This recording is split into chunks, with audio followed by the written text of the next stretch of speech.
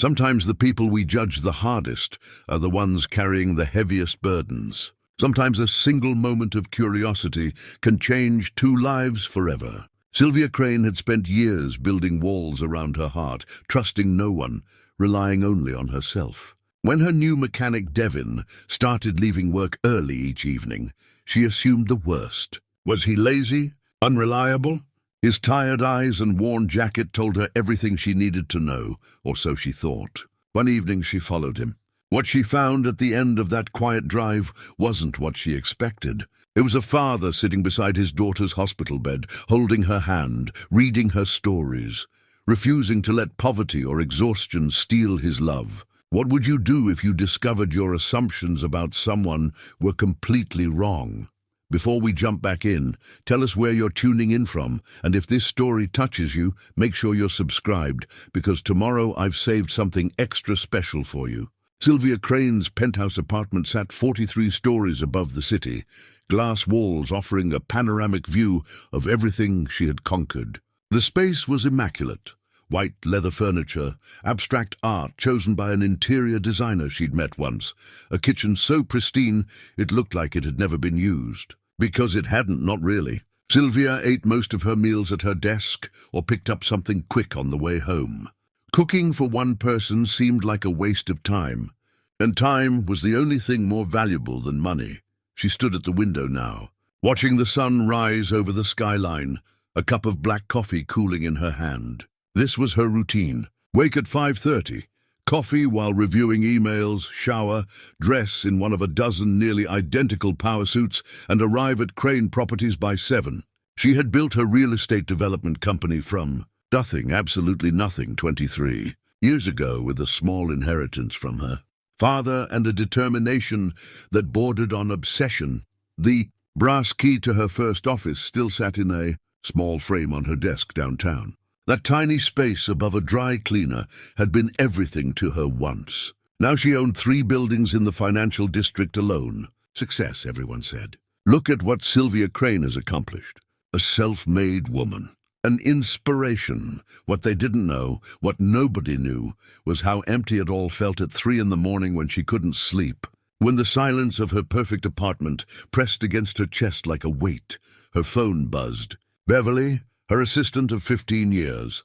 Morning meeting pushed to 9. Contractors are running behind on the Riverside project. Sylvia typed back a quick acknowledgement. Beverly was the closest thing she had to a friend, though Sylvia would never use that word aloud. Friends were liabilities. People you trusted were people who could hurt you. She'd learned that lesson the hard way. 15 years ago, she'd had a business partner. More than a partner, really. Richard had been her lover, her confidant, the person she'd let see behind the carefully constructed walls. Together they were going to build an empire. Together they would be unstoppable, until she discovered he'd been quietly draining company accounts, forging her signature, preparing to disappear with everything they'd built, everything she'd built. The betrayal had nearly destroyed her financially and completely destroyed her emotionally. She'd managed to recover the business, barely, but the part of her that trusted, that loved, that hoped, that had died in a lawyer's office on a Tuesday afternoon in October, she hadn't let anyone close since. Not romantically, not even platonically. Beverly was efficient and professional. Her employees were competent or they were gone. Her business associates were useful or they weren't. Everything in her life had a purpose, a function. Nothing wasteful, nothing vulnerable. Except for one thing. Sylvia had a weakness, though she'd never admit it in those terms. She loved vintage cars. Not as investments, though they were that too, but genuinely loved them. The curves of a 1967 Mercedes, the sound of a well-tuned engine, the smell of leather and oil and careful restoration. There was something honest about old cars. They didn't pretend to be anything other than what they were. You could see their damage, work on their problems, restore them to beauty.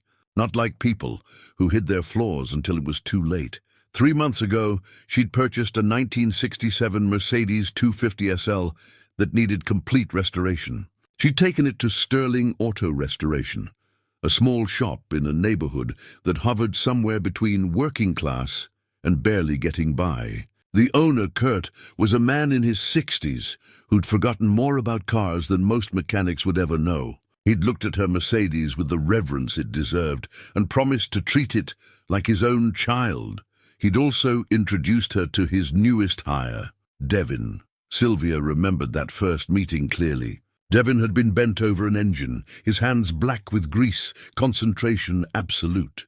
Kurt had called him over, and he'd straightened, wiping his hands on a rag that looked like it had been white once, maybe a decade ago. "Ma'am," he'd said, nodding respectfully. His voice was quiet, measured. "Beautiful car. Original paint?" "Mostly," Sylvia had replied, caught off guard by the genuine appreciation in his eyes. "Some touch-ups over the years. We'll take good care of her." He'd smiled, a small, tired smile, and returned to his work. That had been 3 months ago. Since then, Sylvia had visited the shop weekly to check on progress. The restoration was meticulous, perfect. Devin's work was exceptional. He treated each part like it mattered, like it deserved his full attention. She appreciated that. What she didn't appreciate was that he left early, every single day. 5:30 on the dot, sometimes 5:15 if he thought no one was watching. He'd wash his hands quickly, grab his jacket, worn canvas with a tear in one sleeve, and disappear. The first few times, she'd assumed he had another commitment. Doctor's appointment, perhaps, errands, but every day. That wasn't appointments, that was a pattern. And patterns, in Sylvia's experience, usually meant something worth hiding. She'd mentioned it to Kurt once, carefully casual. "Your mechanic keeps short hours," Kurt had shrugged. "Devin works harder than anyone I've ever hired. If he needs to leave at 5:30, he's earned it."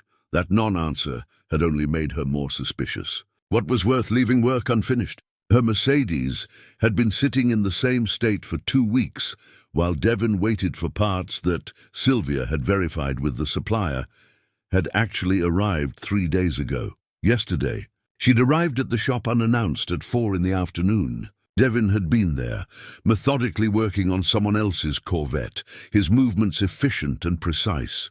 She'd watched him for 20 minutes from the small waiting area. He'd glanced at his phone 4 times, checking the clock. At 5:15, he'd stopped mid-task, set down his tools with obvious reluctance, and headed for the door. He'd paused when he saw her sitting there. "Ms. Crane, didn't know you were coming by today. Just checking on progress," she'd said coolly. "Parts should be in next week." "I'll start on the suspension system then." His hand was on the door handle. Eager to leave. Eager to get away. "Next week? I was told the parts arrived Monday." Something had flickered across his face. Guilt? Worry? Before his expression smoothed. "There was a mix-up with the order. Kurt's handling it. I really need to go, ma'am. I'm sorry," and he'd left. Just like that, leaving her sitting there with a car that could be finished but wasn't, and a growing certainty that something wasn't right. Beverly had listened to her complaints that evening over the phone while Sylvia paced her empty apartment. "Maybe he has a sick relative," Beverly had suggested gently. "Maybe he's taking night classes. Maybe he just values his personal time. Maybe he's lazy," Sylvia had countered. "Maybe he's taking my money and not doing the work. Or maybe," Beverly had said, with the patience of someone who dealt with Sylvia's suspicions for 15 years, "you're looking for reasons not to trust him because trusting people is hard for you." Sylvia had hung up. Not angrily, she never got angry with Beverly, but because the words had hit too close to home. Now, standing in her pristine apartment as dawn broke over the city, Sylvia made a decision. Tonight she would follow Devin, see where he went. See what was so important that he'd leave work unfinished day after day. She'd know the truth, and then she'd decide what to do about it. After all, she hadn't built an empire by ignoring her instincts. And her instincts told her that Devin was hiding something. She just had no idea how right she was, or how wrong. Thursday evening arrived with an overcast sky that threatened rain, but never quite delivered. Sylvia had spent the day distracted, watching the clock in a way she hadn't done since her early years building the company. At 4:30, she told Beverly she was leaving early, a rarity that earned her a raised eyebrow, but no questions. She drove to Sterling Auto Restoration and parked 2 blocks away, positioning her sedan where she had a clear view of the shop's entrance, but wouldn't be easily noticed. The whole thing felt absurd. She was a successful businesswoman, not some private investigator. But she couldn't shake the need to know, to understand, to confirm her suspicions so she could stop thinking about it. At 5:20, Devin emerged from the shop. He'd changed out of his work coveralls into jeans and a faded blue Henley that had seen better days. He walked to an old Ford pickup truck, at least 15 years old, maybe 20, that sat in the employee lot. The truck coughed twice before starting. Sylvia waited until he pulled onto the street, then followed at a careful distance. They drove through the downtown area, where her office buildings gleamed with corporate logos and expensive architecture. Devin's truck continued east, into neighborhoods where the buildings grew shorter and the paint jobs less fresh. Past the commercial district into residential areas where kids played on sidewalks and corner stores, sold lottery tickets and cigarettes. Sylvia's fingers tightened on the steering wheel. She rarely drove through these parts of the city. Her world was carefully curated: upscale restaurants, executive meetings, her penthouse, the auto shop because of her cars. This was different. This was real life for people who couldn't afford to avoid it. The truck turned into a parking lot. Sylvia's breath caught. Riverside Community Hospital. The building was aging but well-maintained, surrounded by modest landscaping and signs directing visitors to various wings. She parked in a visitor spot several rows away and watched as Devin got out of his truck. He stood there for a moment, rolling his shoulders like a man preparing to lift something heavy. Then he walked toward the main entrance. Sylvia sat frozen. Hospital. He was going to a hospital every day. The suspicion she'd been nurturing that he was lazy, unreliable, cutting corners, dissolved like sugar in hot water. Hospital meant something serious. Someone sick. Someone he cared about enough to leave work early every single day. She should leave. This was private. This was none of her business. She'd found her answer. He wasn't being dishonest. He was dealing with something difficult, but she didn't leave. Instead, she got out of her car and walked toward the entrance, propelled by something she couldn't quite name. Curiosity, yes, but also something deeper. A need to understand the full picture. The hospital lobby was quiet at this hour, past the afternoon visiting rush but before evening. A few people sat in the waiting area. The smell of antiseptic and floor cleaner hung in the air. Sylvia spotted Devin at the gift shop near the entrance, counting change from his pocket with careful attention. She hung back, pretending to study a directory board while watching from the corner of her eye. He purchased a small bouquet of daisies, simple, cheerful flowers, and headed for the elevators. Sylvia followed. She felt like a ghost, invisible in her expensive suit among the tired visitors and exhausted medical staff. Devin pressed the button for the 4th floor. Sylvia slipped into the elevator just as the doors began closing. He noticed her, did a double take. "Ms. Crane?" Her mind went blank for a fraction of a second. Then training took over. "Devin, I didn't expect to see you here." Visiting someone." His hand tightened on the bouquet. Is someone you know here?" "Checking on a donation," she lied smoothly. "My company supports the hospital foundation." He nodded, clearly uncomfortable but accepting the explanation. The elevator doors opened on the 4th floor. A sign on the wall read, "Oncology Wing, Oncology, Cancer." Devin stepped out without another word, his shoulders curved inward like a man walking into a storm. Sylvia followed at a distance, her heart hammering in a way that had nothing to do with being caught. The corridor was lined with patient rooms, some with doors open, most closed. Devin walked to room 412 and paused at the door. Through the window, Sylvia could see a young woman in the bed. Early 20s, dark hair pulled back, pale but smiling as she looked up from a textbook. The transformation in Devin was instant and complete. The tired mechanic with worn clothes and perpetually slumped shoulders straightened. His face lit up with genuine joy. He opened the door, and the young woman's face mirrored his expression. "Dad!" Sylvia stepped back, positioning herself where she could see through the window but wouldn't be immediately visible. She knew she should leave. This was deeply private, but she stood transfixed, watching. Devin presented the daisies with an exaggerated flourish that made the young woman laugh. He pulled a chair close to the bed and took her hand. They talked. Sylvia couldn't hear the words, but she could see the animation in their faces. The young woman gestured at her textbook, and Devin leaned over to look, pointing at something on the page. Teaching material, Sylvia realized. The woman was studying to be a teacher.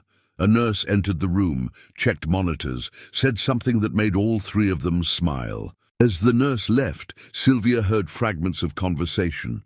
Doing so much better this week. Iris, your father never misses a day. Iris. The young woman's name was Iris, Devin's daughter. Sylvia found herself near the nurse's station, close enough to overhear two staff members talking. That's the family in 412, right? A younger nurse asked. The single dad. Devin, he's here every single evening. The older nurse shook her head with admiration. His daughter's been fighting leukemia for 18 months. They've been through 3 rounds of chemo. The bills must be crushing him, but he never complains. Just shows up, brings her flowers. Reads to her. That's love, the younger nurse said softly. That's what strength looks like, the older one replied. Sylvia felt like the floor had shifted beneath her feet. 18 months. Every single evening. She'd been questioning his work ethic, doubting his commitment when he'd been carrying this weight. A daughter fighting cancer. Medical bills that would destroy most families. And still, he came here every night with flowers and a smile. She turned and walked quickly toward the elevator, her vision blurring. The pristine hospital corridor seemed to tilt and sway. She jabbed the elevator button, willing it to come faster, needing to escape before the emotions building in her chest could break free. In her car, she sat with her hands gripping the steering wheel, staring at the hospital entrance without seeing it. All her assumptions, every single one, had been wrong. Not just wrong, cruel. She'd looked at a man showing up despite exhaustion, leaving on time to be with his dying daughter, and she'd called him lazy, unreliable, untrustworthy, a memory surfaced, unbidden and unwelcome. Her own father working himself into an early grave. She'd been building Crane Properties then, so focused on success that she'd barely noticed his declining health. She'd promised to visit. Next week, next month, when this deal closes, when that project launches, always later, always tomorrow, until there was no tomorrow. He'd died of a heart attack at 61, and she'd been in a business meeting across town. She hadn't even gotten to say goodbye. Devin wasn't missing time with his daughter. He was choosing her every single day, regardless of the cost to his career, his finances, his future. He was choosing love over everything else, and Sylvia had judged him for it. She drove home through streets that looked different now, like she was seeing them clearly for the first time. Her penthouse felt especially empty when she walked in. She poured a glass of wine she didn't drink and stood at the window watching the city lights blur through tears she hadn't shed in years. What kind of person had she become? When had protecting herself turned into suspecting everyone? When had strength become the same as being cold? She thought about Devin's face when he'd entered that hospital room. That pure, unguarded joy despite the circumstances. That was what mattered. Not buildings or money or empires built on distrust, connection, love, being there for someone when it counted. Sylvia set down her wineglass and made a decision. She didn't know what she could do, but she had to do something. She couldn't just walk away now that she knew. Devin and Iris deserved better than that. They deserved better than she'd given them. Sylvia didn't sleep that night. She lay in her king-sized bed, staring at the ceiling, watching shadows shift as car lights swept past 43 stories below. Every time she closed her eyes, she saw Devin's face transforming when he entered that hospital room. The pure love in that moment haunted her. By morning, she'd made several decisions. First, she would return to the auto shop and actually see Devin as a person, rather than an employee who disappointed her. Second, she would find a way to help without being obvious about it. Pride mattered. She understood that better than most. If she came charging in with offers of money or charity, she'd humiliate him. She needed to be subtle, strategic. She arrived at Sterling Auto Restoration at 9 in the morning. Gert was in the office sorting through invoices that looked like they'd been sorted many times before. Ms. Crane, didn't expect you today. I wanted to check on the Mercedes, see if there's anything we can do to speed up the process. She kept her voice professional, businesslike. I know Devin mentioned waiting on parts. Kurt scratched his beard, looking uncomfortable. Truth is, the parts came in. He's had a lot on his mind lately. Good worker, best I've ever had, but everyone's got their limits. I understand. And she did now. Is he here? Out back, working on a Mustang restoration. Sylvia found him in the work bay, bent over an engine with the focused intensity she'd noticed before. But now she saw other things too. The way his hands trembled slightly when he reached for a tool, the dark circles under his eyes, the worn work boots with duct tape holding one sole together. Devin, he straightened, surprise flickering across his face. Miss Crane, I was going to call you today. The parts for your Mercedes, I know they're in. Kurt told me. She stepped closer, studying the Mustang. Beautiful car. 67? 68. His voice warmed with enthusiasm. Owner wants it restored to factory condition. It's been sitting in a barn for 20 years. Seems like a waste. Something this beautiful, left to decay. Some things are worth saving. He ran his hand along the fender with obvious affection. Takes patience, though, and time. Can't rush quality work. They talked about the restoration process for 20 minutes. Sylvia asked questions she already knew the answers to, just to hear him explain with that quiet passion. He knew these cars inside and out. Not just the mechanics, but the history, the craftsmanship. What made each one special? You really love this work, she observed. Only thing I'm good at. He smiled, but there was sadness in it. My dad was a mechanic. Taught me everything. Said there's dignity in working with your hands, making broken things whole again. He sounds wise. He was. Past tense. Another loss. Devin's phone buzzed. He glanced at it and his expression shifted, worry replacing the brief contentment. He typed something quickly, then slid the phone back in his pocket. Everything okay? Sylvia asked, though she knew it wasn't. Fine, just fine. He picked up a wrench, set it down, picked up another. His hands weren't steady. Devin, she waited until he looked at her. If you need time off or flexibility with hours, you should talk to Kurt. Everyone needs help sometimes. Something flickered in his eyes. Suspicion. Hope I manage. Always have. Managing and thriving are different things. He was quiet for a moment. My wife used to say that. She'd tell me I was so busy carrying the world, I forgot to actually live in it. His voice went soft. She died 5 years ago. Car accident. Since then, it's just been me and my daughter. I'm sorry. The words felt inadequate. Iris, my daughter, she's everything. Smart, kind, wants to be a teacher. She was in her 2nd year of college when he stopped, jaw tightening. When things got complicated. But she'll get back there. She will. Sylvia's chest ached. He didn't know she knew. Didn't know she'd followed him, seen everything. The deception felt heavy. I'm sure she will, Sylvia said gently. With a father like you, how could she not? He looked at her then, really looked, and she saw the exhaustion behind his eyes. Not just physical tiredness, but the bone-deep weariness of carrying an impossible weight for too long. I should get to work on your Mercedes, he said finally. I promise by next week, take your time. I'm in no rush. She meant it. Quality over speed, right? After she left, Sylvia sat in her car and called Beverly. I need you to research something for me, discreetly. How discreet are we talking? Invisible discreet, Sylvia took a breath. Devin Carter. He works at Sterling Auto. I need to know his financial situation. Medical bills, debt, everything. Beverly was quiet for a moment. This is about yesterday. The hospital. How did you... I've worked for you for 15 years, Sylvia. I know when something shifted. Beverly's voice softened. What did you find? Sylvia told her all of it. The hospital, Iris, the leukemia, the daily visits. When she finished, Beverly sighed. And now you want to help. Yes. Without him knowing it's you. He has his pride. I understand that. Do you? Beverly asked. Or are you protecting yourself by keeping distance? The question stung because it was probably true. Just get me the information. By afternoon, Beverly called back. The details were worse than Sylvia had imagined. Medical bills exceeding $300,000. Insurance that covered barely half. Payment plans that would take Devin decades to clear.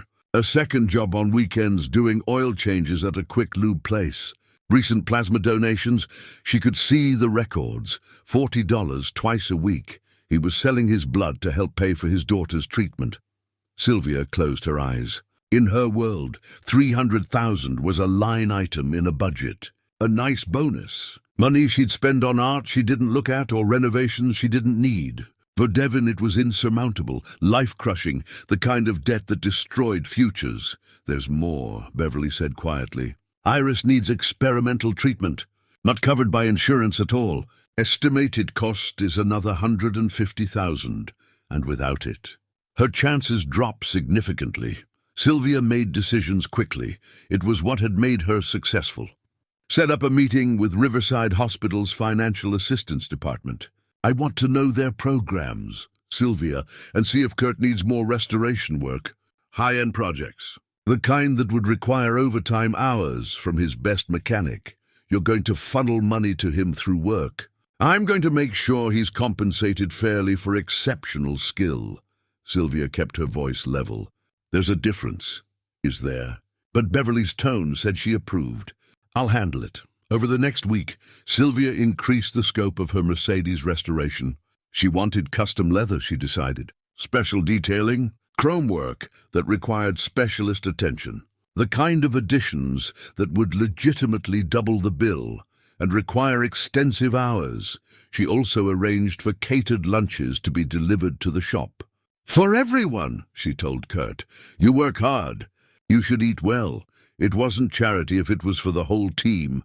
She left coffee gift cards anonymously in the break room, brought pastries from an expensive bakery downtown, and claimed she'd overordered for a meeting. Small things, careful things, things that might help without being obvious, but it wasn't enough. Not nearly enough. One afternoon, she watched through the shop window as Devin's phone rang. He answered, listened, and his face went pale. He said something short, hung up, and stood completely still for 30 seconds. Then he walked to the bathroom, and when he emerged 10 minutes later, his eyes were red. Sylvia's hands clenched. Something had happened. Something bad, Kurt told her later reluctantly. Iris had a setback. Needs that experimental treatment sooner than they thought. Devin asked for an advance on his pay. I wanted to help, but the shop's barely breaking even as it is. That night, Sylvia made another decision, a bigger one.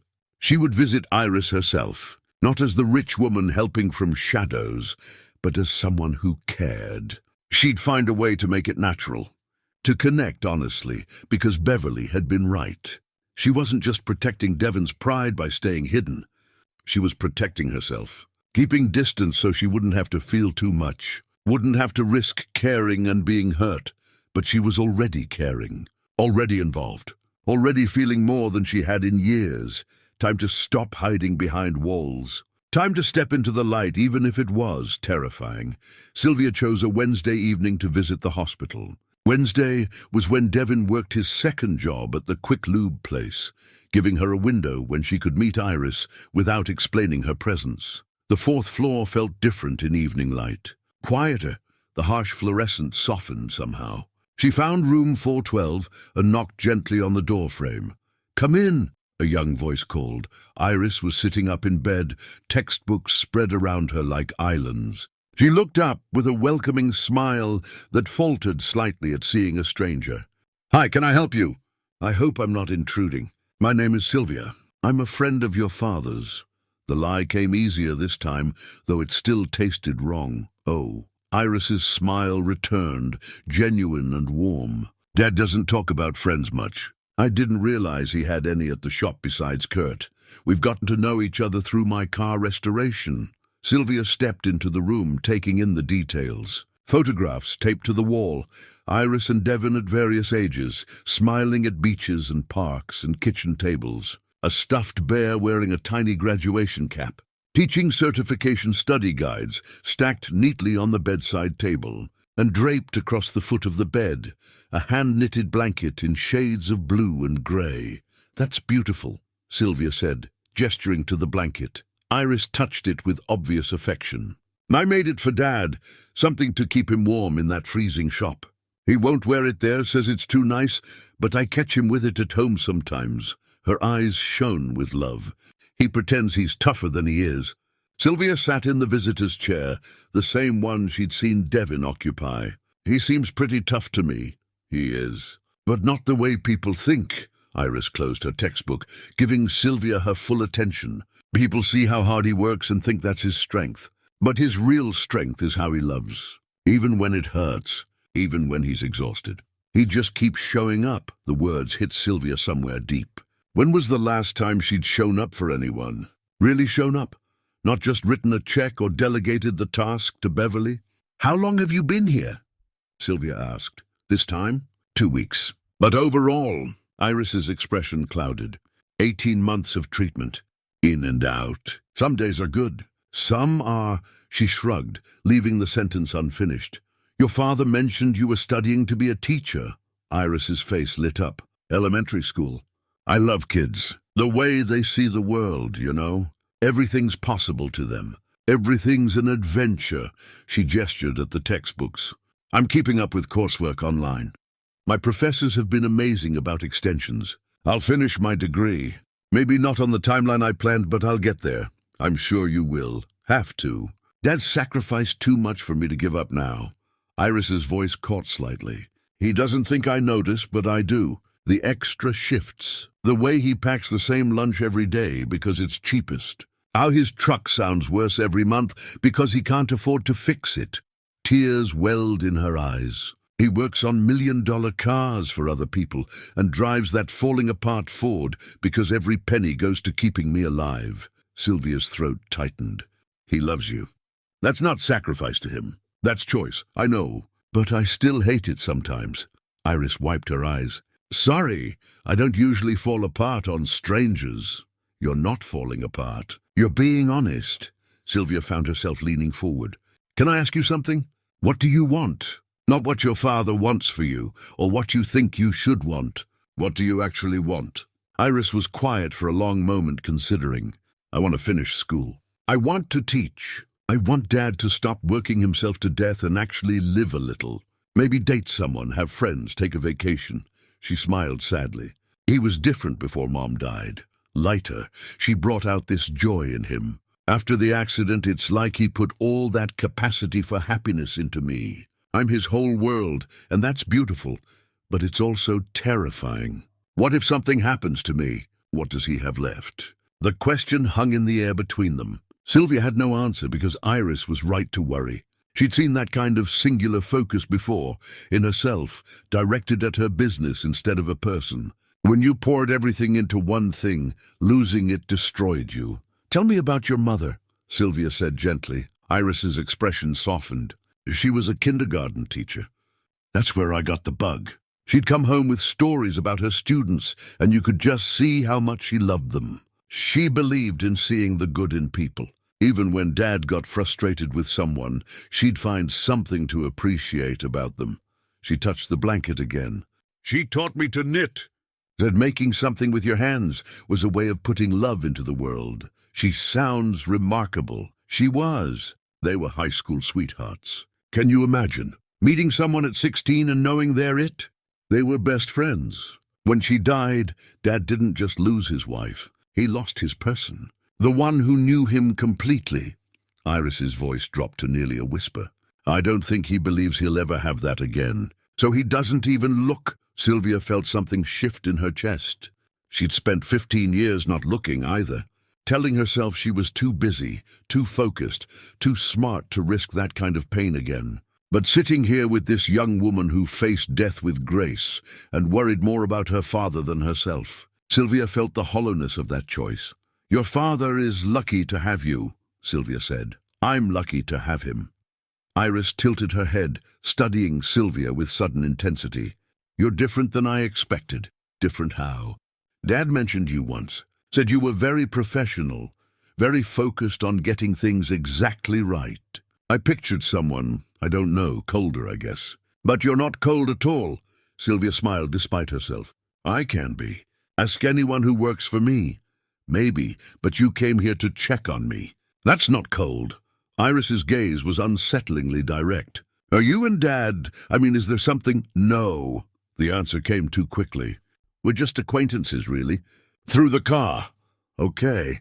But Iris's expression said she didn't quite believe it. Well, if you ever want to be more than acquaintances, Dad could use more friends, real ones. People who see him, not just what he does for them. The words stung because they were true. How many people in Sylvia's life saw her? Really saw her? Beverly, maybe. And even Beverly only saw what Sylvia allowed. A nurse entered to check vitals, and Sylvia took it as her cue to leave. I should go. Let you rest. Will you come back? Iris asked. I mean, if you want. No pressure. But it's nice having visitors besides Dad, and you're easy to talk to. I'd like that. Sylvia surprised herself by meaning it. As she rode the elevator down, Sylvia thought about what she'd learned. Iris wasn't just Devin's daughter. She was a fully formed person with dreams and fears and remarkable emotional intelligence. She saw the cost of her father's love and carried guilt for it. She worried about his future while fighting for her own present. In her car, Sylvia called Beverly. I need you to research hospital foundation procedures. Specifically, anonymous donations designated for specific patients. You met her, yes. And she's extraordinary. They both are. Sylvia's voice cracked slightly.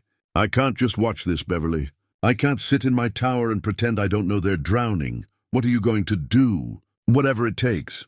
That night, Sylvia drafted emails to hospital administrators, made phone calls to her financial advisor, set up meetings with foundation directors. She moved money around, not all of it, but enough. Enough to matter. Enough to change everything for one family, fighting an impossible fight. She knew there would be consequences eventually. The truth would surface. Devin would discover what she'd done. But sitting in her empty penthouse, remembering Iris's question about what Devin would have left if something happened to her, Sylvia realized she didn't care about consequences. Some things were worth the risk. Some people were worth stepping into the light for. Even if you'd spent years hiding in shadow.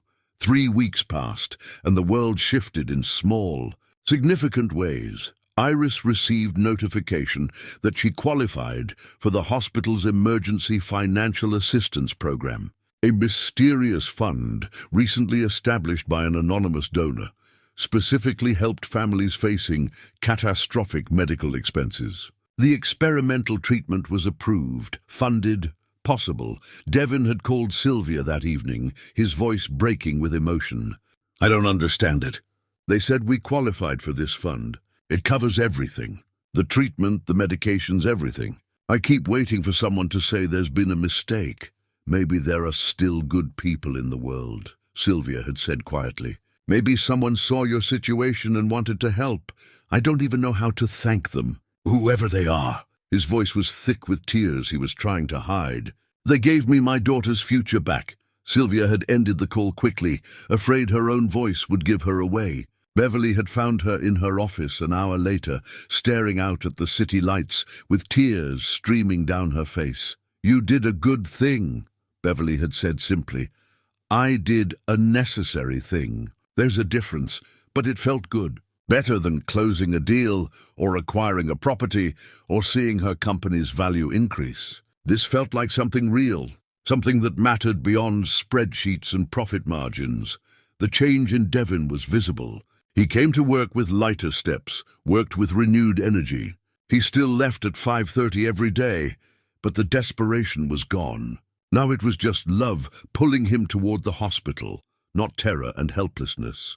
He and Sylvia began spending more time together at the shop. She found excuses to visit, checking on the Mercedes, asking questions about restoration techniques, bringing coffee for the team. Gradually, the excuses became less necessary. She came because she wanted to, because talking to Devin felt natural in a way talking to people hadn't felt in years.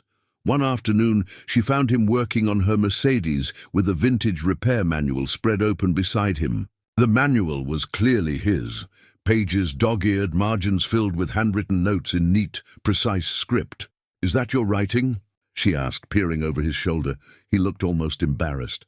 Yeah, I take notes on every restoration. Things I learn, techniques that work, mistakes to avoid. This manual was my dad's.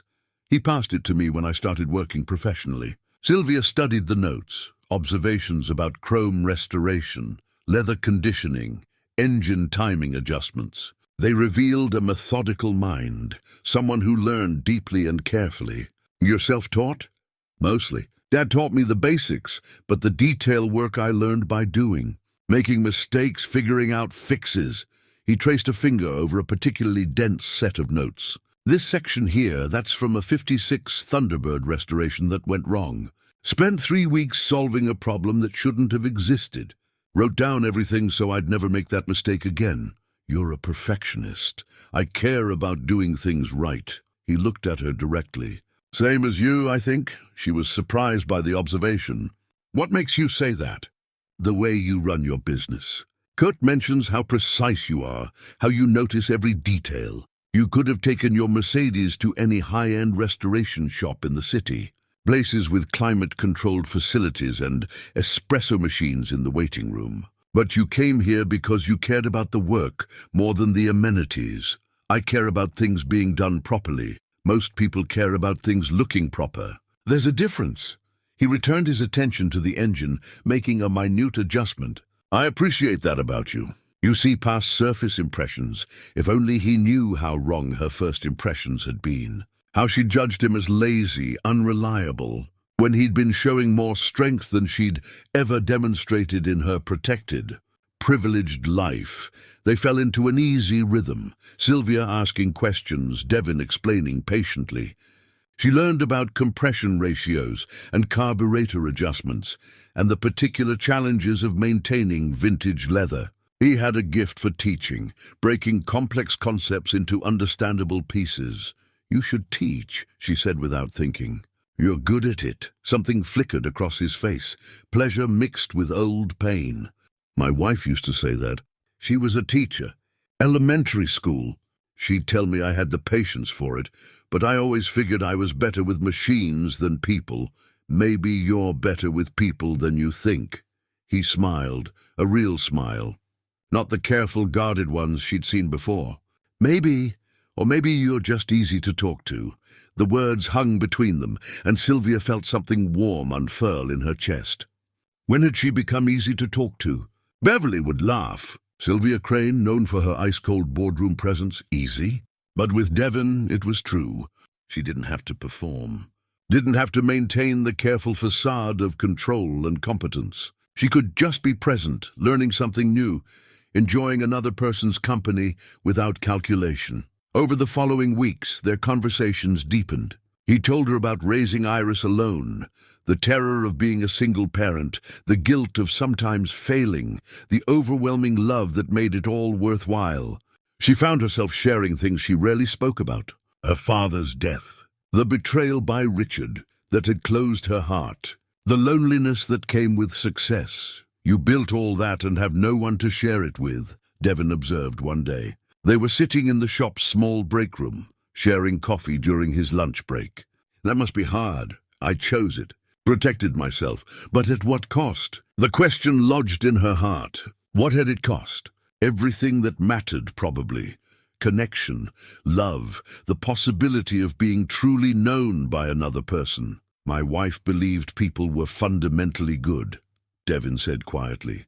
Even after seeing so much hardship in her students' lives, poverty, abuse, neglect, she still believed in leading with trust. I used to think she was naive. After she died, I realized she was brave.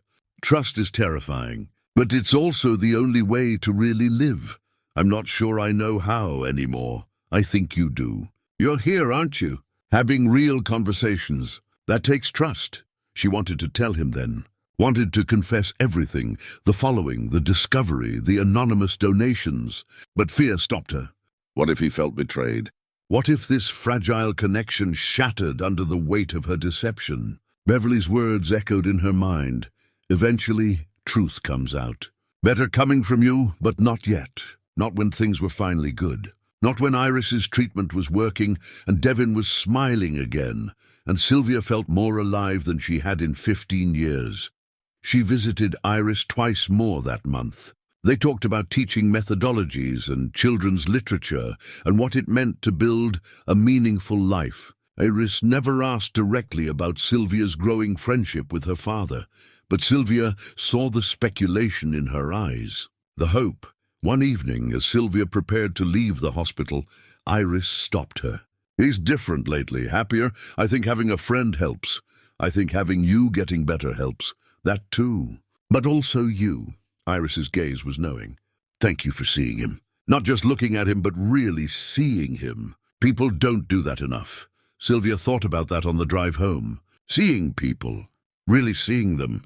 She'd spent years looking without seeing, at employees, business partners, even herself. But with Devin and Iris, she was learning to see clearly, to notice, not just what people showed the world, but what they carried underneath. The Mercedes restoration was nearly complete. Soon, there would be no practical reason for Sylvia to visit the shop regularly. The thought troubled her more than it should. She'd have to find other excuses. Or terrifying thought, simply admit she wanted to see him. No business justification required. Kurt pulled her aside one afternoon. "Whatever you did for that boy, I appreciate it. Haven't seen him this steady in months. I didn't do anything." Kurt's knowing look said he didn't believe her. Sometimes doing nothing is doing something. Just showing up. Being present. That matters. That night, alone in her penthouse, Sylvia stood at the window with her phone in hand. She'd drafted a text to Devin 3 times and deleted it each time. Something simple, casual. "Want to grab dinner sometime?" Just as friends, but even typing the words felt monumental, opening the door to something beyond restoration projects and shop visits. Stepping into territory she'd avoided for 15 years. She set the phone down without sending anything. Not yet, soon maybe. When she was braver. When she could face the possibility of wanting something, someone, and risking the pain of loss again. But the want was there now. Undeniable. Growing stronger each day. And that terrified her more than any business deal ever had. The call came on a Thursday morning. Iris was being discharged. The experimental treatment had worked better than anyone dared hope. She still needed monitoring, regular checkups, continued medication, but she could go home. Really home, not just for a few days between hospital stays. Devin called Sylvia directly, something he'd started doing more often. "She's coming home." The doctors said. His voice broke. "They said she's in remission. Full remission." Sylvia closed her office door, pressing her hand to her chest where joy and relief crashed together. "Devin, that's wonderful. I'm so happy for you. There's a small celebration at the hospital this afternoon. Nothing fancy. Just Iris, me, a few nurses who've been with us through this. I know it's last minute, but would you want to come?" "I'd love to." She arrived at the hospital at 3 with flowers, daisies like the ones Devin brought every evening, and found room 412 transformed. Balloons floated near the ceiling. A small cake sat on the rolling table. 3 nurses crowded around Iris's bed, laughing at something she'd said. Devin stood near the window, and when he saw Sylvia, his face lit up in a way that made her heart stumble. He crossed the room quickly, and before she could process what was happening, he hugged her. A real hug, not a polite social gesture. His arms wrapped around her fully, and she felt the tremor of emotion in his shoulders. "Thank you for being here," he whispered. "It means more than you know." When he pulled back, his eyes were bright with unshed tears. Sylvia blinked rapidly, fighting her own. The celebration was simple and perfect. Iris radiant despite her pallor, nurses sharing stories that made everyone laugh, Kurt arriving with sandwiches from a deli nearby. Sylvia helped arrange medical equipment for home delivery. She'd already coordinated this part anonymously, but now could participate openly in making sure everything was ready. As the gathering wound down and nurses returned to their rounds, Sylvia found herself alone with Iris for a moment. "I'm going to miss this room," Iris said, looking around. "Isn't that strange? I hated being here, but it was also where people took care of me, where Dad read to me every night, where I met you. You can visit any time," Sylvia said. "Though I hope you won't need to." "Me too." Iris reached out and took Sylvia's hand. "Can I tell you something? And you have to promise not to tell Dad." "Of course. I think he's falling for you." Iris's voice was gentle, knowing. "I see how he looks at you. How he lights up when you call. He hasn't looked at anyone that way since Mom died." "I'm glad." Sylvia's throat tightened. Iris, I know it's complicated. Life always is. But Dad deserves happiness. And so do you. You both walk around like you're afraid to want anything for yourselves. She squeezed Sylvia's hand. Don't be afraid. Not of this. Before Sylvia could respond, Devin returned. Ready to see your palace? He asked Iris, gesturing around the small hospital room with exaggerated grandeur. Can't wait to see what humble abode awaits. Iris played along. Devin had asked if Sylvia wanted to come to the apartment, help Iris settle in. She declined, sensing they needed family time. But 2 days later he invited her to dinner, properly invited her, with advance notice and everything. Nothing fancy, he warned. Just dinner at our place. Iris wants to cook. She's been dreaming about using a real kitchen for months. Sylvia arrived at the address in a neighborhood she never visited, modest apartment buildings, with cars that had seen better decades parked along the streets. Devin's apartment was on the 3rd floor, upstairs that creaked under her feet. The apartment was small. Everything in Sylvia's penthouse closet would barely fit in this living room. But stepping inside, she felt something her expensive space had never offered. Warmth. Photographs covered every surface. Devin and Iris at various ages. Her first day of school, middle school graduation, high school prom. A wedding photo of Devin and his wife, both impossibly young and radiantly happy. Iris as a toddler on someone's shoulders. Birthday cakes and holiday dinners, and ordinary moments made precious by being captured and displayed. One photo in particular caught Sylvia's attention. Iris in a cap and gown. Devin beside her with pride blazing from his face. They stood in front of a high school, both grinning at the camera. That was a good day, Devin said, noticing her looking. She got a full scholarship to state, first in our family to go to college. I worked triple shifts that summer, wanted to make sure she had everything she needed. The framed photo, worn at the edges, clearly treasured, represented everything he'd fought to preserve. Not just Iris's life, but her future, her dreams, the education he'd sacrificed his own comfort to provide. You must be so proud, Sylvia said. Every single day, dinner was simple. Pasta with homemade sauce, salad, garlic bread. Iris moved around the tiny kitchen with obvious joy, showing off her cooking skills. Devin set the table, and Sylvia helped where she could. Though mostly she just watched them work together with the easy synchronization of people who knew each other completely. They ate at a small table barely big enough for 3. Sylvia couldn't remember the last time she'd had a home-cooked meal at someone's kitchen table. Business dinners at restaurants, catered events, takeout at her desk. But this was different. This was family. Tell me about your work, Iris said. Dad says you develop buildings. Sylvia talked about her company, her projects, the satisfaction of transforming empty lots into spaces where people lived and worked. She found herself being honest about the loneliness of it too. How success had come at the cost of connection. But you're changing that, Iris observed. You're here. After dinner, Devin walked Sylvia to her car. The evening air was cool, streetlights casting orange glows on the pavement. Thank you for coming, he said. Iris was excited all day. She really likes you. I like her too. She's remarkable. She is. He leaned against her car, hands in his pockets. Can I ask you something? And you can say no, I won't be offended, anything. Would you want to do this again?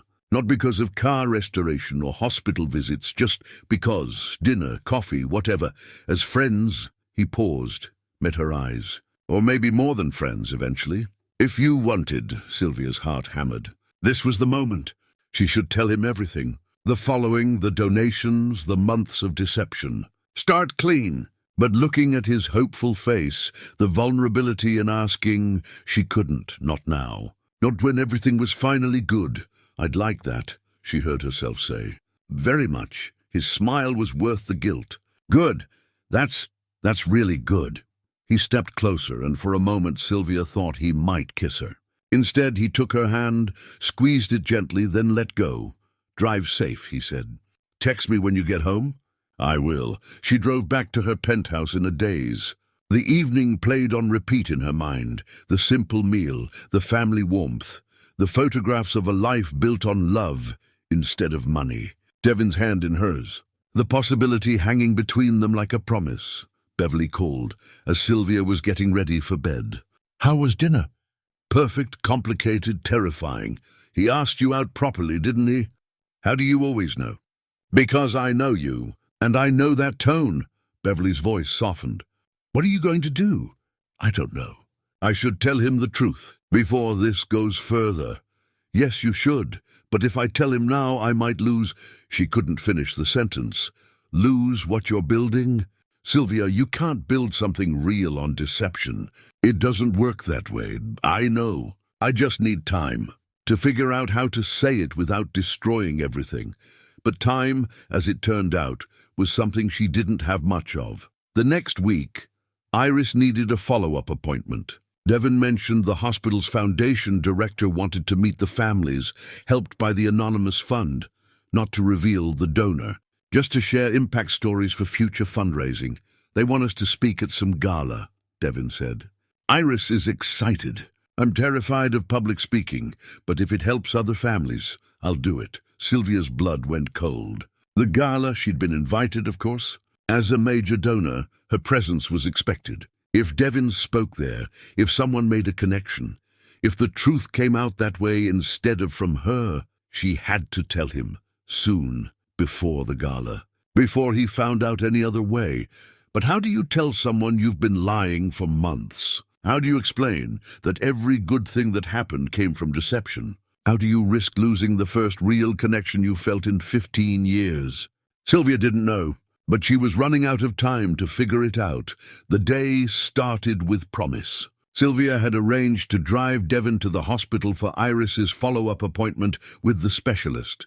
Not because he needed the ride, his truck was running barely, but because she wanted the time together, wanted to be part of this good news, this milestone. They met at a coffee shop halfway between their neighborhoods. Devin was already there, 2 cups on the table, looking more relaxed than she'd ever seen him. He stood when she entered, and the way his face brightened made her chest ache with something she was finally ready to call by its name. Love, or the beginning of it anyway. "Got you a latte," he said. "Hope that's okay. I realized I don't actually know how you take your coffee." "It's perfect." She sat across from him, accepting the cup. "There's a lot we don't know about each other yet." "Yet," he smiled. "I like that word. Implies time, future. Is that what we're building?" "A future." The directness surprised them both. Devin set down his coffee, leaned forward. "I'd like to." "If you would. I know it's fast, and maybe I'm too old to believe in this kind of thing, but—" He paused, gathering courage. "I haven't felt this way since my wife died. Didn't think I would again. Didn't think I wanted to. But with you, everything feels possible again." Sylvia's throat tightened. This was the moment. She should tell him now, before they went further, before the lie grew bigger than the truth. "Devin, there's something—" "Wait." He reached across the table, took her hand. "Let me finish. I'm not good at this, at saying what I feel. But I want you to know that these past months, getting to know you, they've changed me. You see me, not just the struggling single dad or the mechanic. You see who I actually am. And Iris adores you. She told me last night that she's never seen me this happy. Every word was a knife." Sylvia pulled her hand back gently. "You don't know everything about me. I know enough.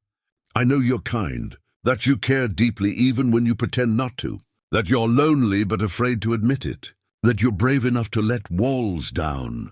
His eyes were so open, so trusting. "What else matters?" "The truth matters," Sylvia wanted to scream. But instead she smiled weakly. "We should go. Don't want to be late." The drive to the hospital was filled with easy conversation. Devin telling stories about Iris's childhood. Sylvia sharing memories of her father. Normal, natural, built on months of growing friendship and something deeper. Built on a foundation that Sylvia knew was cracked at its core. At the hospital, they met Iris in the lobby. She looked stronger every day.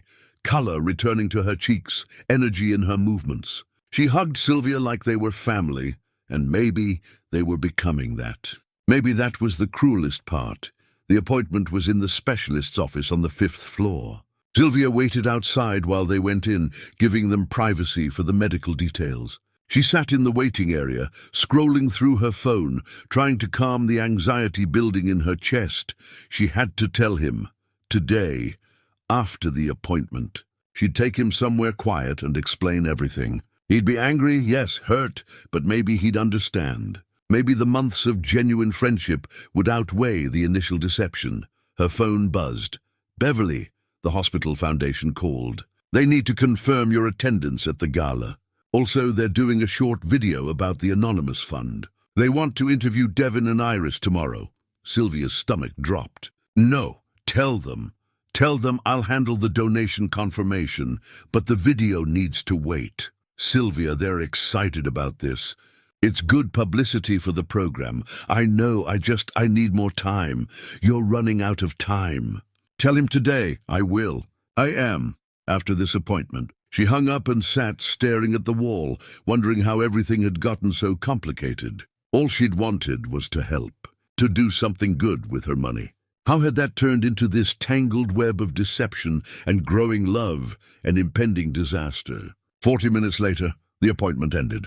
Iris emerged first, face glowing. The doctor says everything looks great. I can start planning to go back to school in January. Devin followed, and Sylvia saw something in his expression. Happiness, yes, but also distraction. He was looking at his phone, frowning slightly. Everything okay?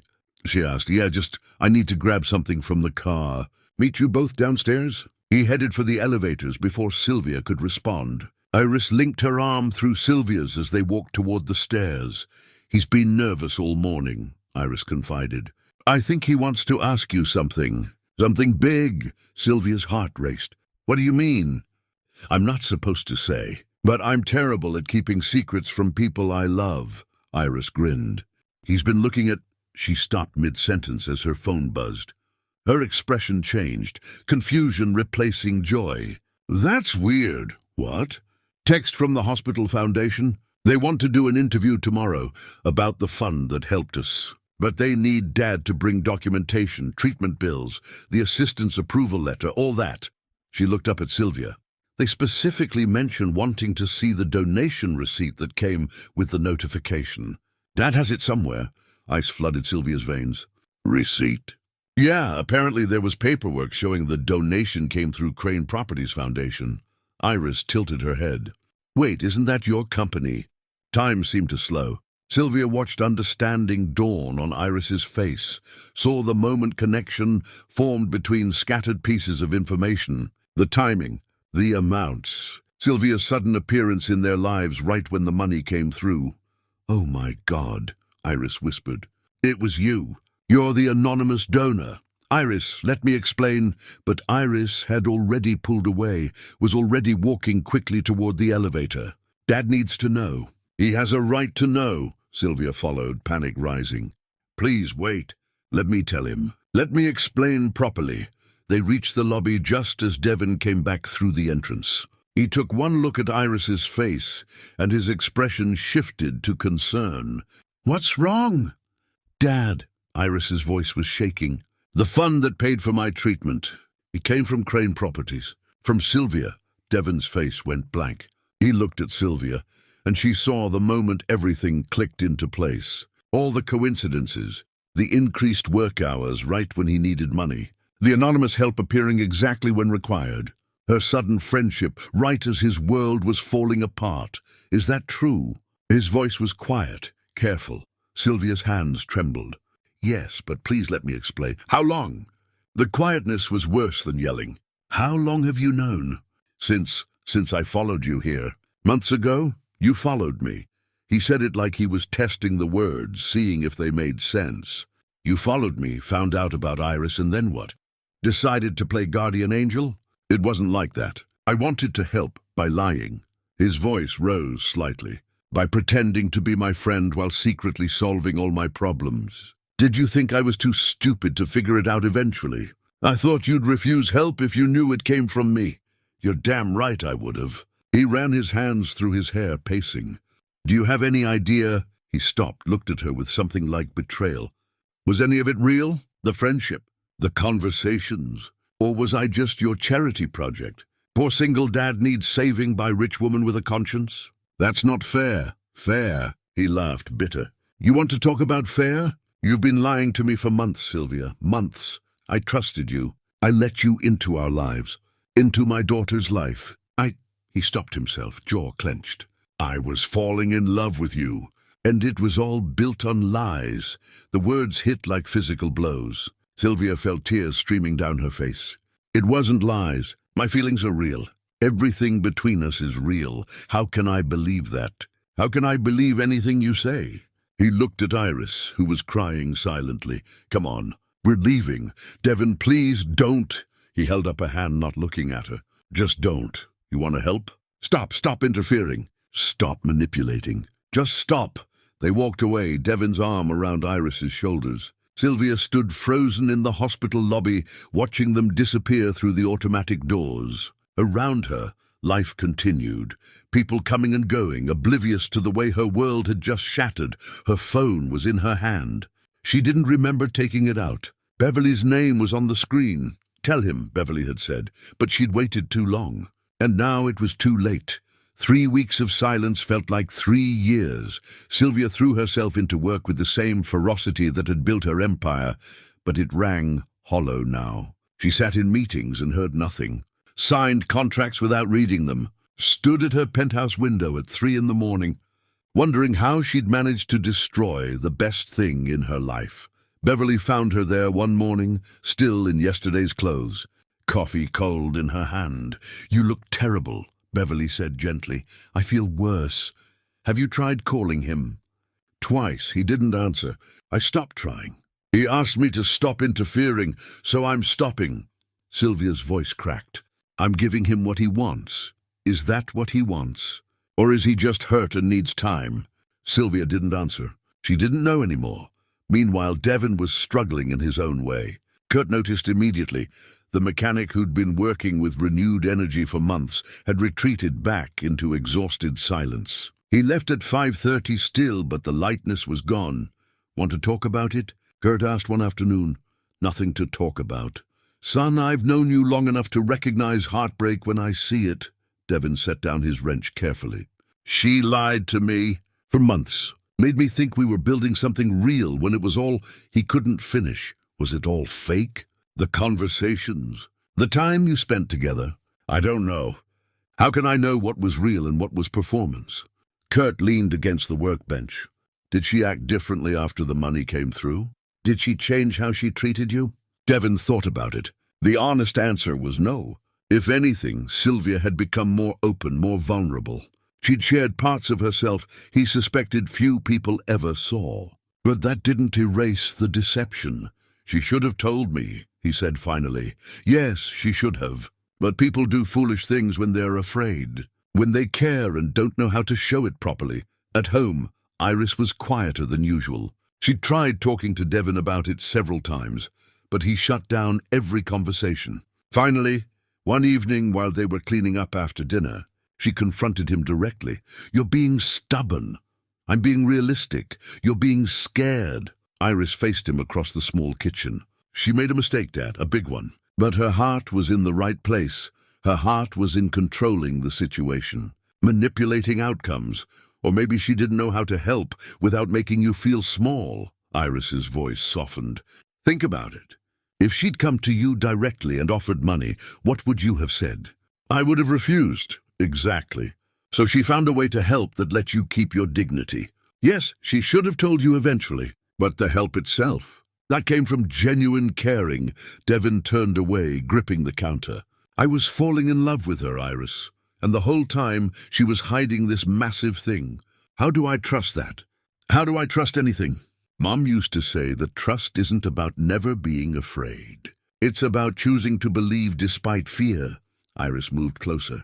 You've been so focused on her lie that you're not seeing your own walls. You're using this as an excuse to run, because being vulnerable terrifies you. The words hit hard because they were true. After his wife died, Devin had poured everything into Iris, used his daughter as both purpose and shield. Loving Sylvia meant risking that kind of loss again. The deception gave him a convenient reason to retreat. Even if you're right, he said quietly, I don't know how to get past this. Then figure it out.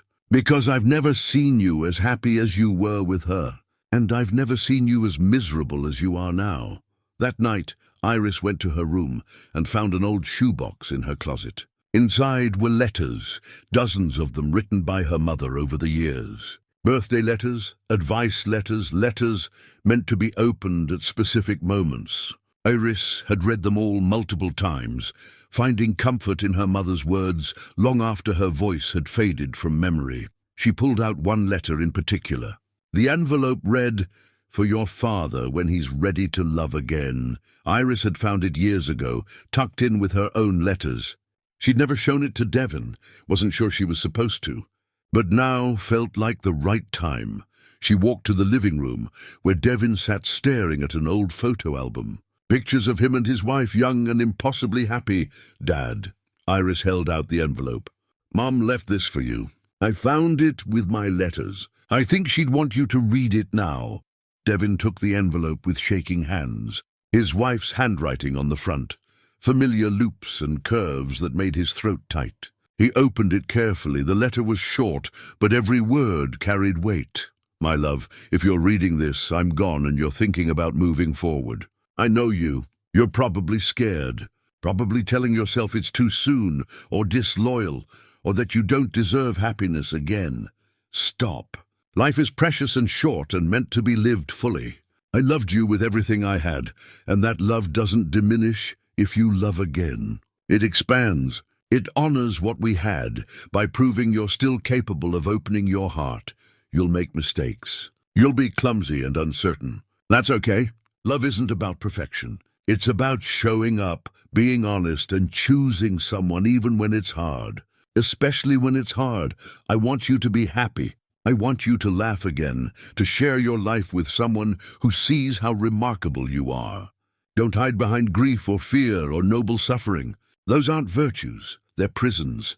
Be brave enough to love again. And if the person you love makes mistakes, give them grace. Give them the chance to be human and flawed and trying their best. That's what you'd want them to give you. All my love, forever and always. Devin read the letter 3 times, tears streaming down his face. His wife's voice so clear in every sentence, giving him permission he hadn't known he needed. Telling him what he already knew but was too afraid to admit. He was using Sylvia's deception as an excuse to run from vulnerability. Yes, she'd made a mistake. A significant one, but her intentions had been rooted in caring, not cruelty.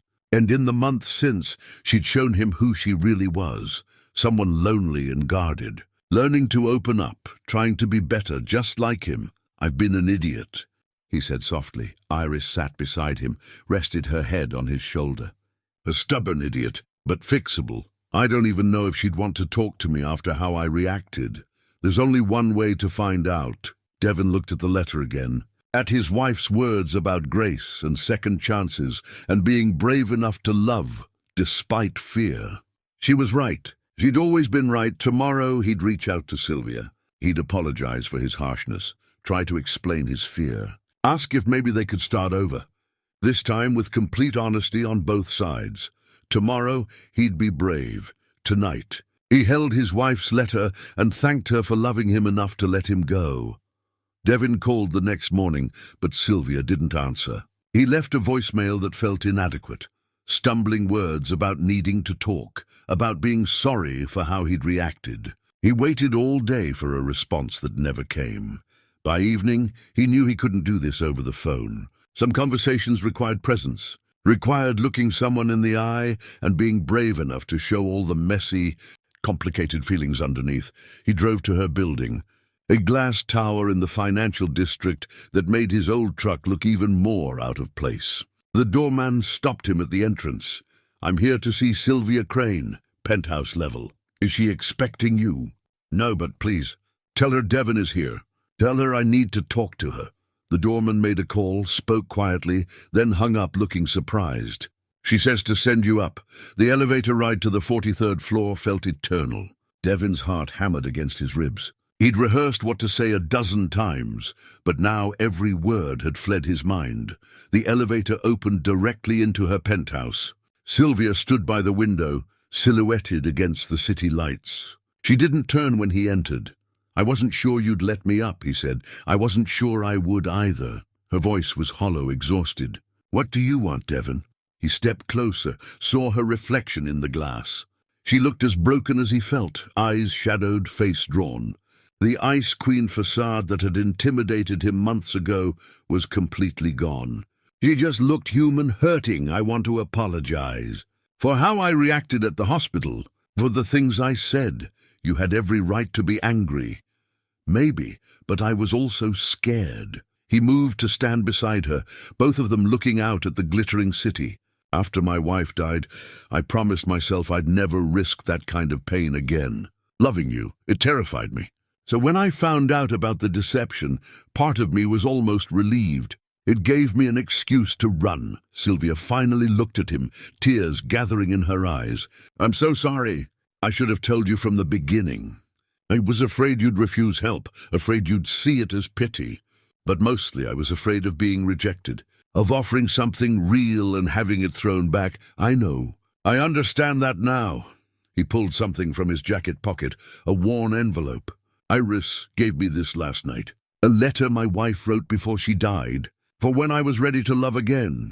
He handed it to Sylvia. She read it slowly, and he watched tears stream down her face. She sounds wonderful, Sylvia whispered. She was. And she was right. About all of it. Devin took a shaky breath. I've been hiding behind grief and responsibility and noble suffering, using them as shields so I wouldn't have to be vulnerable again. You made a mistake by not telling me, but I made one too by not giving you grace, by not seeing that you were trying your best with something you didn't know how to handle. Sylvia set the letter down carefully on a nearby table. I manipulated the situation. No matter how good my intentions were, I took away your choice. Your autonomy. That wasn't okay. No, it wasn't. But I also wouldn't have accepted help any other way. You were right about that. He turned to face her fully. The question is, can we move past this? Can we start over, but this time with complete honesty? I don't know if you can trust me again. I don't know either. But I want to try. He reached out, hesitated, then took her hand. These past 3 weeks have been miserable. I kept thinking about all our conversations, all the moments we shared, and I realized something. Those were real. Your feelings were real. Maybe the circumstances weren't ideal, but what we built together, that was genuine. It was, Sylvia said, her voice breaking. Every moment, every conversation. I wasn't pretending. Then let's not throw it away, because we're both scared and flawed and human. He squeezed her hand gently.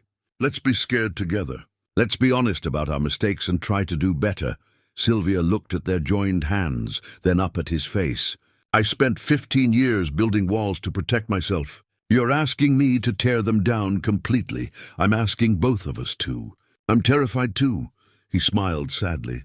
But my wife was right. Love isn't about perfection. It's about choosing someone even when it's hard. Especially when it's hard. I don't deserve this. Deserve you? Neither of us deserves anything. We're just two broken people trying to be less broken together. He lifted his other hand to her face, wiped away tears with his thumb. Can we try? Really try? Sylvia closed her eyes, leaning into his touch. Yes, she whispered. Yes. They stood there for a long moment, hands joined, tears drying on both their faces. The city lights twinkled below them, indifferent to the small miracle happening 43 floors above the street. I need to tell you something else, Devin said quietly. Something I've been carrying. Sylvia waited, her hand still in his. He reached under his shirt collar and pulled out a thin chain. Dangling from it was a simple gold wedding band, worn smooth from years of wear, catching the light as it swayed. I've worn this every day since she died, he said, looking at the ring. Told myself it was to honor her memory. But really I think I was hiding behind it, using it as armor so no one could get close, so I wouldn't have to risk feeling that kind of loss again. Sylvia's breath caught as she watched him carefully remove the chain, holding it in his palm. The ring gleamed there, a symbol of love, but also of grief held too long, of a past that had become a prison. I'm not taking it off because I'm forgetting. Devin continued, his voice steady despite the tears in his eyes. I'm taking it off because I'm finally ready to honor what she actually wanted for me. A full life. Real happiness. The courage to love again. He walked to a small table near the window and set the chain down gently, reverently, not discarding it, but releasing it, letting it rest rather than carrying it like a weight around his neck. When he turned back to Sylvia, something in his face had changed. Lighter, more open. "I've been living half a life," he said, "working to survive, focusing on Iris, never allowing myself anything just for me. You were the first thing in years that felt like it was mine. Not duty, not responsibility, just something I wanted. And that terrified me more than anything." "I understand that feeling," Sylvia said softly. "I built an empire, but had no one to share it with. Told myself I didn't need connection, that independence was strength. But really I was just afraid. Afraid of being hurt again, afraid of being vulnerable. We're quite a pair," Devin said with a small, genuine smile. "Two people so scared of pain that we almost chose loneliness instead." "Almost," Sylvia stepped closer. "But we're choosing differently now?" "We are." He reached for her other hand, holding both now. "No more hiding. No more half-truths or walls or protective distance. Just honest, messy, complicated truth. Even when it's hard." "Especially when it's hard," Sylvia agreed. They stood facing each other fully now, and Devin felt something shift in his chest. Not the absence of fear, he was still terrified, but the willingness to feel it and move forward anyway. That was what bravery actually meant. Not the absence of fear, but the choice to act despite it. "Can I kiss you?" he asked, his voice barely above a whisper. Sylvia's answer was to close the distance between them.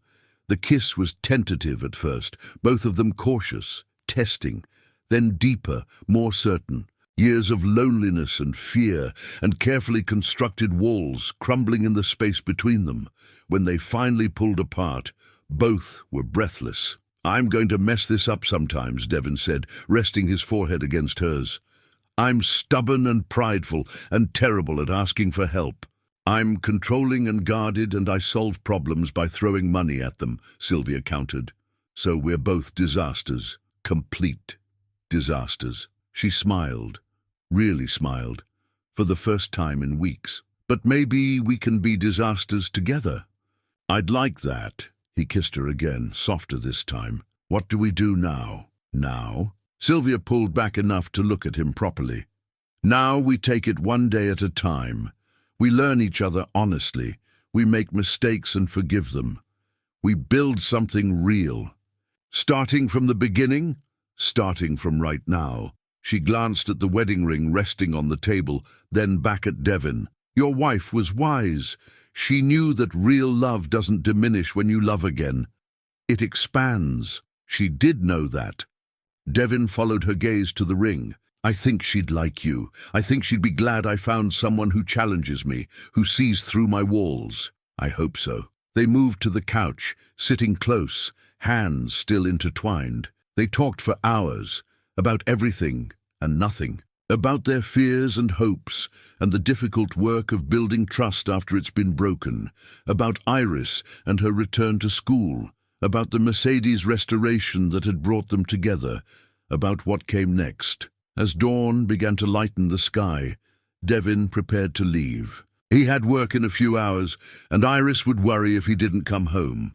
At the door, Sylvia caught his hand one more time. "Thank you for giving me another chance, for seeing past my mistakes to what I was trying to do. Thank you for caring enough to make those mistakes in the first place." He kissed her forehead. "I'll call you later?" "I'd like that." After he left, Sylvia stood at her window watching the sunrise paint the city in shades of gold and pink. Her penthouse felt different now, still quiet but no longer empty. She wasn't alone anymore, and that made all the difference. 6 months later, the world looked different. Not dramatically different. The city still sprawled below Sylvia's windows. Kurt's shop still smelled of oil and metal. Iris still studied her teaching materials with fierce determination. But the small shifts mattered most. The details that made life worth living. The Mercedes restoration was complete. It sat now in Sterling Auto's showroom, gleaming under careful lighting. a testament to patience and craft and working through difficulties to create something beautiful. Sylvia and Devin had finished it together over long evenings, their hands working side by side, conversation flowing as naturally as breathing. The car represented more than restoration. It was a reminder that broken things could be made whole again. That damage didn't define worth. That with care and time and willingness to do the hard work, beauty could emerge from struggle. Sylvia ran her fingers along the polished chrome, remembering the day she'd brought it here, how suspicious she'd been, and how closed off. That woman felt like a stranger now. Still admiring your handiwork? Devin's voice came from behind her. She turned to find him wiping his hands on a rag, that familiar gesture she'd watched 100 times. But now she knew what those hands felt like holding hers, knew the gentleness in them, the strength. Our handiwork, she corrected. I couldn't have finished it without you. I'm pretty sure that's not true, but I'll take the compliment. He moved closer, slipping an arm around her waist with the casual comfort of established intimacy. Ready for tonight? Tonight, the hospital gala, the one where Devin and Iris would speak about the anonymous fund that had saved their lives. Except now everyone would know the donor's identity. Sylvia had insisted on it. No more hiding, no more deception. Just honest acknowledgement of what had happened and why. Nervous, she admitted. Me too. Public speaking terrifies me. He kissed her temple. But we'll be fine. We'll tell the truth. That's all we can do. The gala was elegant without being ostentatious, the hospital foundation's way of honoring donors while keeping focus on the cause. Sylvia wore a simple navy dress, Devin a suit that Iris had helped him pick out. They arrived together, fingers intertwined, presenting themselves as what they were. A couple built on honesty after stumbling through deception. Iris met them in the lobby, radiant in a green dress that matched her eyes. Her hair had grown back fully, thick and dark. She looked healthy, alive, ready to embrace the future she'd fought so hard to reach. You both look terrified, she observed cheerfully. Your father's about to speak in front of 200 people, Sylvia said. Terror is appropriate. You'll be fine, Dad. Just speak from the heart. That's all anyone wants. When their moment came, Devin walked to the podium with Sylvia beside him. They'd decided to do this together, to tell the story as partners rather than separate pieces. Devin spoke first about Iris's diagnosis. The crushing weight of medical debt, the desperation of watching your child suffer while being unable to help. His voice was steady, honest about the fear and helplessness. Then Sylvia took over, explaining how she'd discovered their situation, how her own past had made her afraid of direct honesty, how she'd tried to help while protecting everyone, including herself, from vulnerability. She didn't make excuses, just acknowledged the truth. She'd been wrong to hide it. And she'd learned that real connection required real honesty. I thought I was protecting Devin's pride, Sylvia said, looking at him. But really, I was protecting myself. It took almost losing him to understand that love, real love, requires courage. The courage to be seen completely, flaws and all.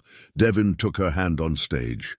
And it requires grace. The grace to accept that people make mistakes while trying their best.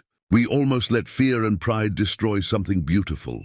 I'm grateful we chose differently.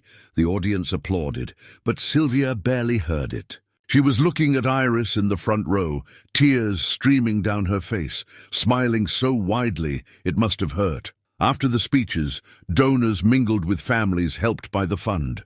Sylvia met parents fighting the same battles Devin had fought, saw the same exhaustion and determination in their eyes. She quietly pledged to expand the fund significantly, not as publicity, but because she finally understood what wealth was actually for. Not accumulation, not status, but making impossible things possible for people who deserved better than what life had dealt them. Later, much later, the three of them sat on Sylvia's balcony, Devin, Iris, and Sylvia. The city spread below them like scattered stars. Who would have thought following someone could lead to this? Iris mused. I followed him looking for answers, Sylvia said softly. Found something better, a family. Devin squeezed her hand. The richest woman in the city learning that some things can't be bought. Only earned, Sylvia agreed. Through opening your heart, even when it terrifies you. They sat in comfortable silence, watching the sun set over the city. Three people who'd been alone, now whole. Three lives that had intersected by accident and stayed together by choice. The Mercedes sat in Sylvia's private garage now, fully restored and perfect. But she rarely drove it. It had served its purpose, bringing her to a small auto shop where a tired mechanic with worn boots and an enormous heart had taught her what really mattered. Not buildings or empires or carefully protected walls, but love, connection, the courage to show up for people even when it's hard, especially when it's hard. That was true wealth. And Sylvia had finally learned how to spend it.